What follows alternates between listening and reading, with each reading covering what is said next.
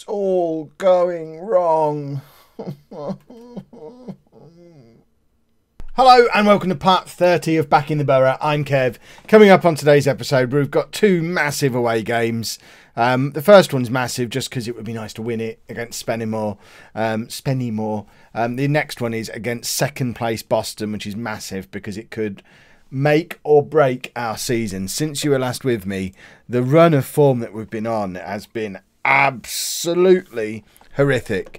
We lost 5 games in a row, then managed a draw, then another defeat. So we went 6 games without a win. In fact, 7 games without a win, because that was just a friendly that I arranged just in an attempt to get us to score some goals, because we forgot how to score goals. We scored 3 goals in that 6-game run. So we arranged a game against a local team just to score 3 goals in that one, which was very helpful, I think, because since then we're on a 2-match unbeaten run, picking up a draw against Leamington, but we completely dominated that game. We were absolutely all over them, as you can see from the stats. And then we actually managed to pick up a win against Curzon-Ashton in our last game. Hopefully it's a return to the form from the start of the season when we were absolutely awesome.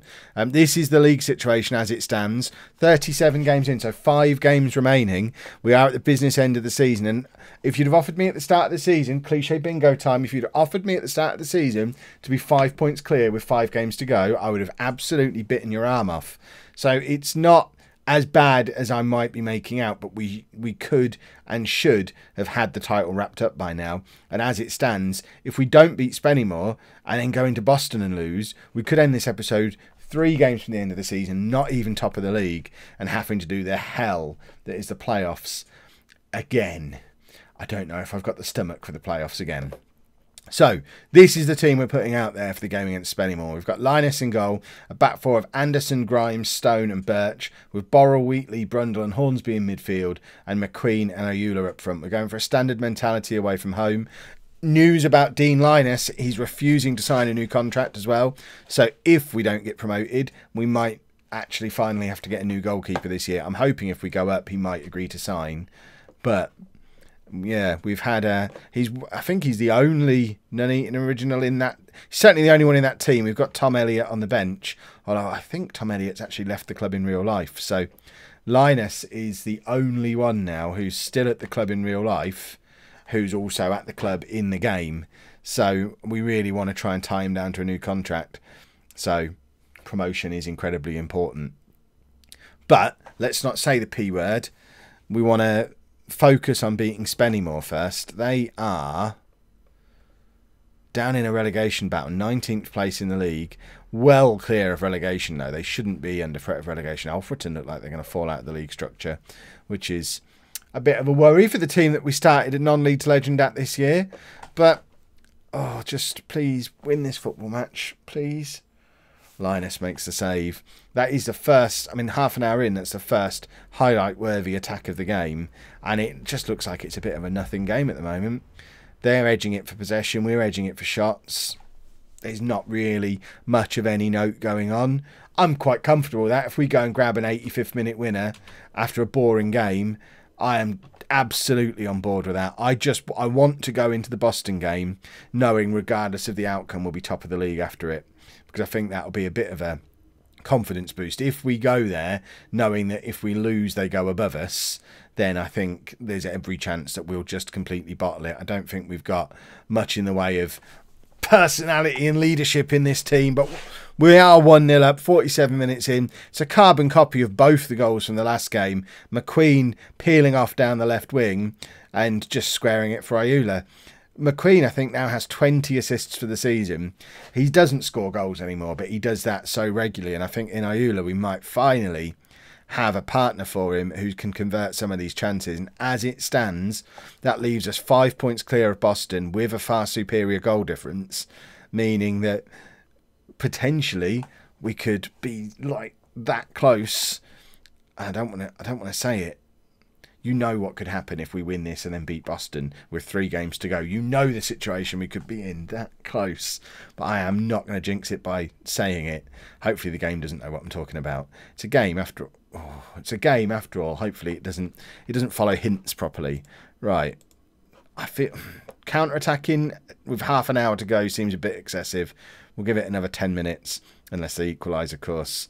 And I don't like the fact that they are drifting back into the game. And for goodness sake, this team are 19th in the league.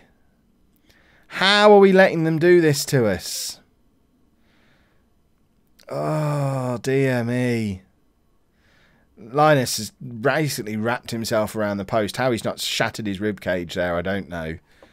But they've already made all 3 of their substitutions. They're absolutely going for it. Do we go control? Because it's that essential that we win this game? Or is that just asking for trouble?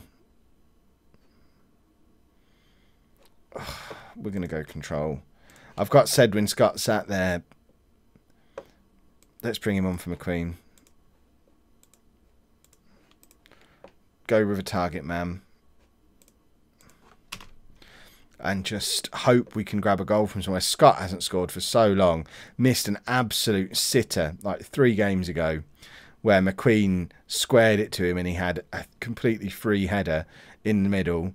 There was no defenders in there and he managed to head it wide. Didn't even force a save out of their keeper.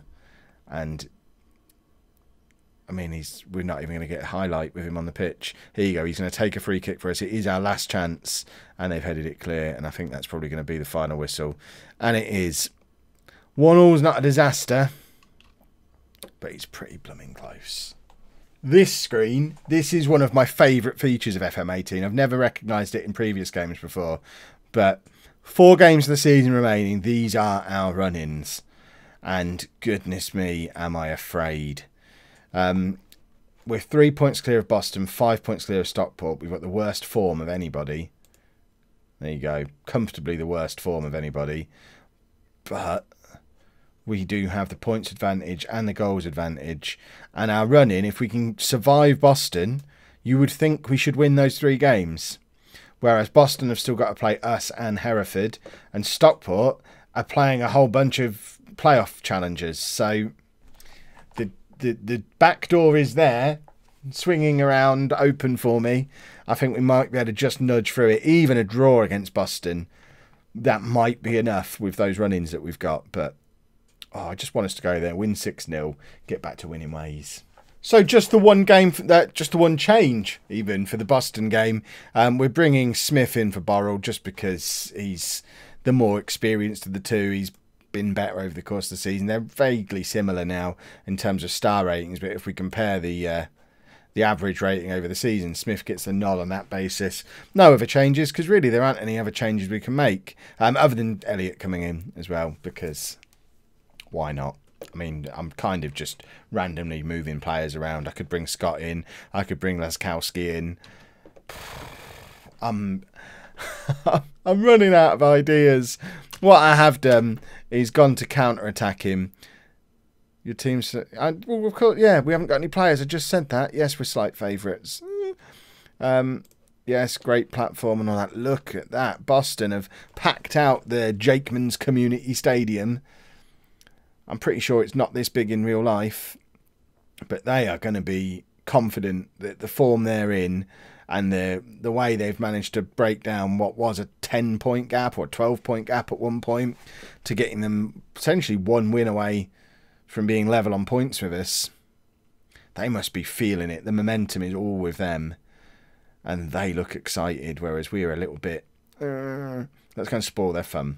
McQueen! Oh, what an attempt from Darren McQueen. We said he doesn't score goals anymore. There's an example of it. Start of the season, that goes in. But that was absolutely stunning. Over his shoulder. First time, hits the corner of the goal. And you don't get much closer to taking the lead. McQueen's in again. Oh. What I would give to have Tyrone Marsh in the team now. Darren McQueen has missed 2 very good chances already. Our captain, we just need him to find a little bit of magic from somewhere. Ball is over the top to him again, and again he's in behind. They are giving him a lot of space and time to run into. He has got that right back, right-sided centre-back. They're in his pocket. The problem is he's not capitalising on it. He needs to get in behind and just square it for Ayula. Our typical goal at the moment. But I think he's trying to take the glory for himself. We've had 3 very good opportunities in that first half, and he squandered all of them. 0-0 at half-time. We will take it. We will take a 0-0.